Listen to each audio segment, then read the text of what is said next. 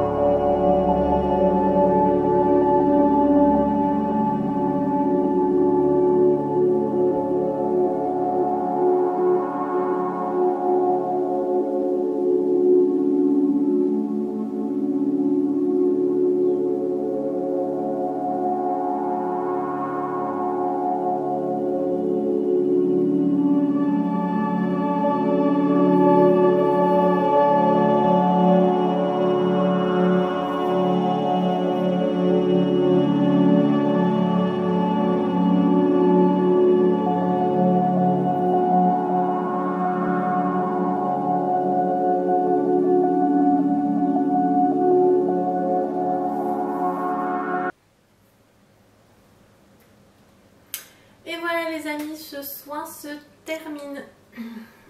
Du coup, c'était un soin extrêmement intense. Et en fait, j'ai pas juste fait ce soin pour vos animaux, encore une fois, comme le soin dernier. Voilà, j'ai dû vraiment venir nettoyer vos animaux, mais vous également. Donc en fait, c'est un soin, finalement, encore une fois, humain-animal. Et finalement, je pense que c'est vraiment ce que je vais faire maintenant uniquement. Parce que quand je dois faire des soins à vos animaux, c'est bien que je rééquilibre aussi chez vous tout ça, que je nettoie en même temps chez vous, puisque vous êtes extrêmement liés les uns aux autres, vous vivez ensemble. Donc si je prends le temps d'augmenter le taux vibratoire, l'immunité de votre animal, et qu'en face, vous, votre taux est plus bas, votre animal va redescendre pour se mettre un petit peu en résonance avec vous. Donc du coup là voilà, j'ai augmenté pour tout le monde, j'ai fait un soin pour tout le monde, pour vos animaux et pour vous en même temps. Et ça me semblait vraiment important. Donc voilà, je vais vraiment proposer ça maintenant à chaque fois, je pense.